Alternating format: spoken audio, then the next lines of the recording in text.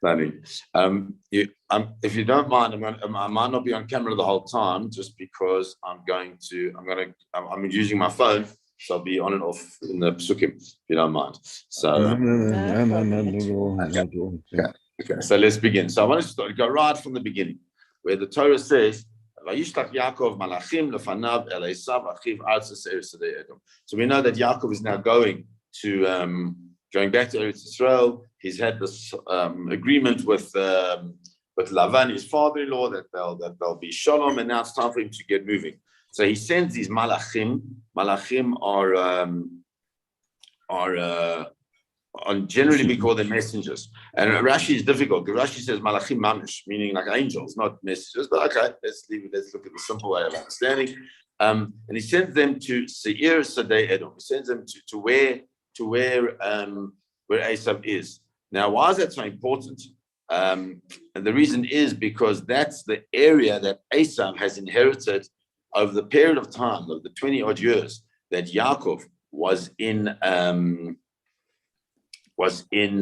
Haran. So over that period of time, what's happened is that Esav he's matured, he's got a family, he's got everything that he needs. He's also, what he's done is now he's actually made his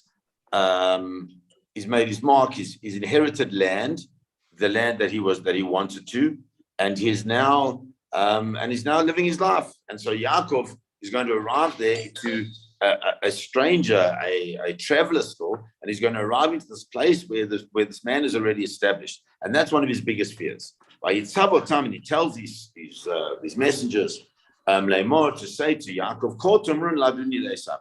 This is what you must say, Ladoni la Esav, to my master, to Esav. Kwamar Avdecha Yaakov. This is what your servant, your servant, so it's a good enough word. Yaakov says, Im Lavan Garti va'echeradata. I will live with Yaakov va'echeradata, and I've delayed until this point in time. Now, what's interesting in the way that Yaakov presents to his servants is he says to them, he says to them, speak to my master, to Esav. Now, we understand that he wants the servants to tell Esav that his Avdecha Yaakov, that is his servant Yaakov, because that's the complete opposite of what the bracha was. If you remember, the bracha was that the older will serve the younger. And now what Yaakov is doing is he's setting up the scene that the younger is being subservient to the older. So in order to in some way placate Esav. But the question is, why does he tell his servants to speak Ladoni Esav? So I think the answer there is very simple, is that his servants, the only way they know this powerful man, Yaakov, is as the master. There's a certain relationship that they have with him. But he himself has to show in some way that he really feels, and he doesn't really feel this way, but he's showing that he feels this way to his servants, in order that when they speak to Esav, they'll speak with inverted commas integrity. Because Esav is a man of incredible guile, he's a man of incredible understanding of human beings, that he's able to deceive them in the way that he does. And he's going to pick up any type of dishonesty in what's being told by the servants, he'll pick up. And so therefore, when Yaakov tells his servants to go and speak to Esav, what he's telling his servants is that they have to have that understanding of the person that is Yaakov. Okay, so now we carry on. And then he says, Im Lavan Garti. So why is it so important, Im Lavan Garti? So if you remember that when Avram Avinu went to go and buy Meirat Machpelah, Rav Soloveitchik has got an incredible essay on the words that he uses. Because what he says to when he's going to buy it, he says, Ger v'toshav anochi yemachem. I'm a ger and a toshav. I'm a stranger and a resident here amongst you. And the whole idea of us being in Galut, being in exile, is having this concept of ger v'toshav, that we are both. On the one hand, we've got to contribute to society, and many people do in an incredible way. And we've got to contribute to it, we've got to interact properly with society, but at the same time, we need to perceive and understand who we are, and that is we Am Yisrael, we're a ger. We're always never going to be in the total inner circle. because at the end of the day, we're Am Yisrael. And we're not meant to be in the total inner circle. We're supposed to be, to a certain degree, separated. That's why we say in Havdalah, right? Bein Yisrael Amim, that's part of the separation, part of the world that we're supposed to be living in. And if that's the case, the concept of ger means, in inverted commas, again, a second-class citizen in a way. And that's why Yaakov says to Esav, Im Lavan Garti, I dwelt with, I was a ger amongst Lavan, even Lavan. And says Rashi, Lo na'asiti sar b'chashuv el a ger. All I was just I didn't become a choshev, a person. I didn't become one of the machas there. I just was a ger. Ein cha kedai lisnoti. He says that it's not appropriate any longer for you to hate me over the brachas that our father gave. Why? Because he said, "Have you give here la'achecha? You'll be a big macha." But you're scared. It didn't come true. That bracha didn't come true, and so therefore Yaakov saying to Esav, therefore you don't have to worry. You don't have to think that I'm a challenge to you in any way any longer. Davar acher. Now that's one way. That's a much more subservient way. And then he says, Garti, but Gematria is Taryag. The word Garti is the same letters as Taryag. Taryag is 613, which obviously means the mitzvahs. Rashi says, Klamar. In Lavan Garti, the Taryag mitzvah shamarti. I lived with Lavan and I still kept the 613 mitzvot.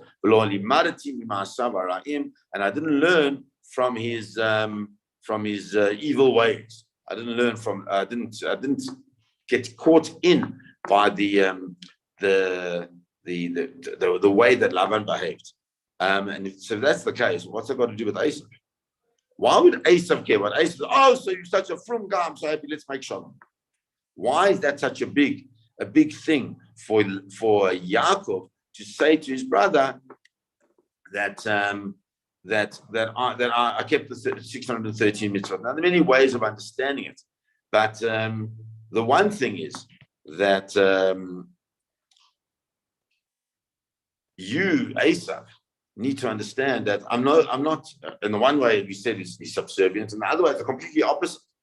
I kept the 613 mitzvahs. I remained with deep integrity in my relationship with HaKadosh Baruch Hu. And if I remain in deep integrity with my relationship with HaKadosh Baruch Hu, then you need to understand, Esav, I'm not really afraid of you.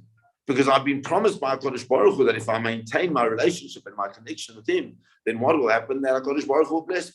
I've been promised by my father that the blessing will happen if I'm not a Rasha.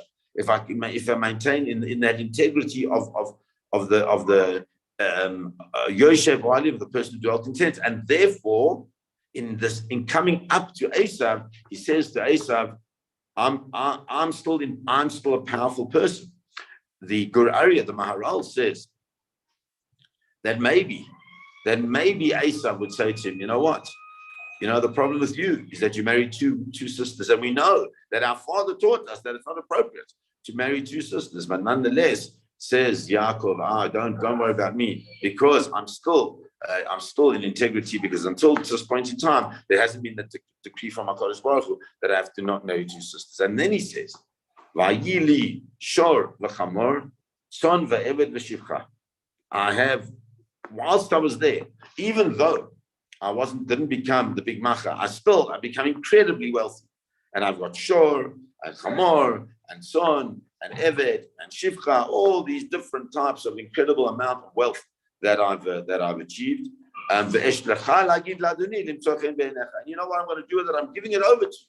I'm giving it over to you, and I'm sending to you so that you will so that to find favor in your eyes. Why? So Rashi says, Shani shalem imcha u'mevakesh avatcha, that I am complete with you, mevakesh avatcha, and I want to give, and I'm asking for your love, which is a bit of a strange thing, because why should Yaakov, why should he not be shalem with Esav? He got everything.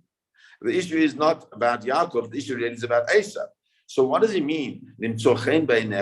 So it seems to be that maybe that is the whole thing of this original idea of Yaakov, of Esav living in Seir. That Esav living in Seir is established himself. He's living in a place which could be Eretz Yisrael, and Yaakov is saying to him, I'm okay with it. I don't mind. All I want is ani shalem. All I want with you is just to have shalom. I don't want to fight with you. And I am asking for your love. I, HaKadosh Baruch Hu, am asking for your love, the love that you should be giving to me. And it's difficult to understand. Why would it be that he's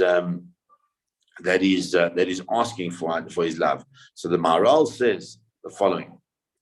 He says that he's saying to Esau, it's not that he shouldn't hate him for the brachos. But he should find favor with him. I'm telling you now that I'm coming. I want your love, says the Maharal.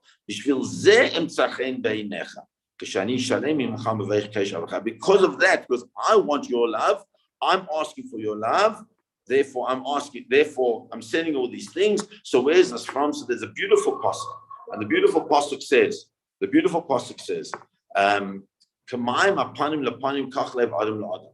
the same way as you can see a reflection on the water, so too the heart of one person reflects to another person. And so therefore, what does this mean? Says the commentaries that what Yaakov is saying to Esau is that I'm coming with you with love. Things that come from the heart,